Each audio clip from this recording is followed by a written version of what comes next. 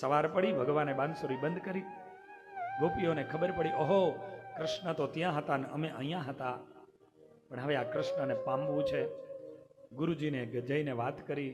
સાંડિલ્ય ગુરુજીએ કીધું, તમે વ્રત કરો, કાત્યાયનીના વ્રત કરો, મોરાકતના વ્રત કરો, જેને કારણે કરી અને માં પાર્વતી જો પ્રસન્ન થાય તો કૃષ્ણ એની તમને પ્રાપ્તિ થાય. સમયાંતરે વ્રત આવ્યા અને આજે ગોપીઓએ વ્રત કર્યા છે. વ્રતને કારણે કરી અને એને વરદાન માંગ્યા, વરદાન મળ્યા કે કૃષ્ણ મળશે. ભાગવતની ગોપીઓ વ્રત કરતી હતી, ત્યાર પછીની સ્ત્રીઓ પણ વ્રત કરતી હતી અને આજની દીકરીઓ પણ વ્રત કરે છે. પણ વ્રત એનું એ જ છે. ઘણા લોકો એવું કહે કે તે દિન આજે સમય ફેર હતો, સમય ફેર નથી, મારા અને તમારા વિચારોના ફેર છે, મારી ને તમારી ભાવનાઓના ફેર પડી ગયા છે. હમણાં જ એમ કીધું કે એકાદશી નું વ્રત કરે એનું જન્મ મરણ પૂરું થઈ જાય. કરોડ ગાયોનું દાન કરો, એક લવ માત્ર એકાદશી, લવ એટલે સેકન્ડો કરતા ઓછો સમય. એકાદશી કરીને એનો એક સેકન્ડ સમય, સેકન્ડ એક સેકન્ડનો પણ નહીં પૂરો, એટલો સમય અને 1 કરોડ ગાયનું દાન, બેનું ફળ સમાન મળે. તો એકાદશી કરવાથી કેટલું ફળ મળતું હશે? વિચાર કરજો.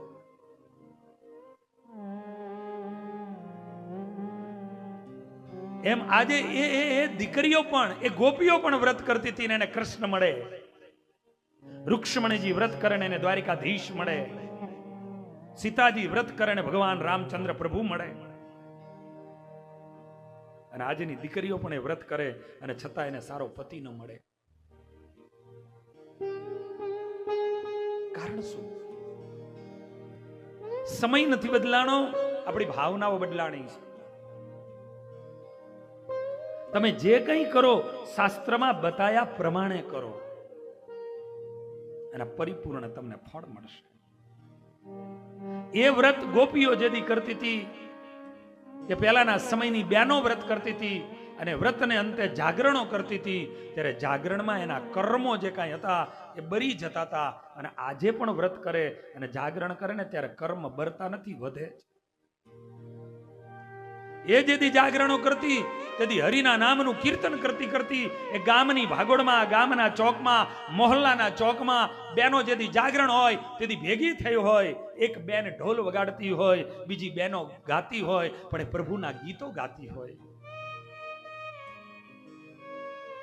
પ્રભુના ચરિત્રોના ગાન કરતી હોય. અને આવી રીતે આખી રાત્રિનું જાગરણ પૂરું થાય એટલે એના જે કર્મો હતા એ બરી જાય. અને આજે પણ જાગરણ તો કરે છે, પણ ટીવીની સામે બેહીને કરે, પિક્ચરોને જોતી કરે, પછી પિક્ચરમાં દારૂડી આમ તેમ લથડિયા ખાતા હોય, ઈ એમાં જ હોય બધાય, પછી એવો જ મળે ને. કારણ કે જે જોઈને તમે કર્યું છે બીજું શું મળે? કે ઘણી બહેનો ચોપાટો રમતી જાગરણ કરે. તમે આજે ચોપાટો રમતા સારા પતિની આશાએ કરી અને ચોપાટો રમતા જાગરણો કરો છો, તો પછી એ પતિ જુગારીઓ નહીં મળે? વિચાર કરજો. વ્રત એના એ જ છે, મંત્રો એના એ જ છે. સમય નથી બદલાણો, મારી અને તમારી ભાવનાઓ બદલાણી છે.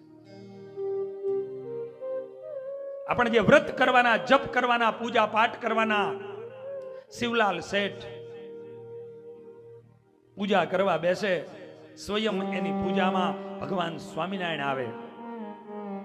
ગોપાળાનંદ સ્વામી જેવા સંતો એ પૂજા કરતા હોય ત્યારે એના સંતોના મંડળને લઈ અને એની પૂજામાં જઈને બેસે.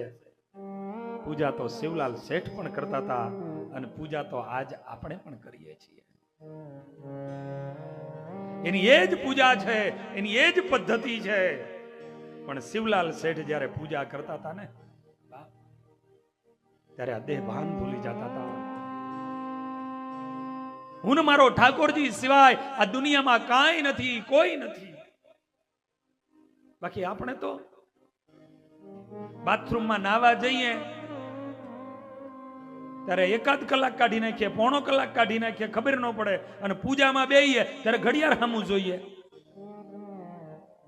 ક્યાંથી ભગવાનને આપણે એક તાર બનીએ? ખરેખર ઘડિયાળું પૂજાની રૂમમાં નહીં, ઘડિયાળું બાથરૂમમાં ટાંગવાની જરૂરત છે.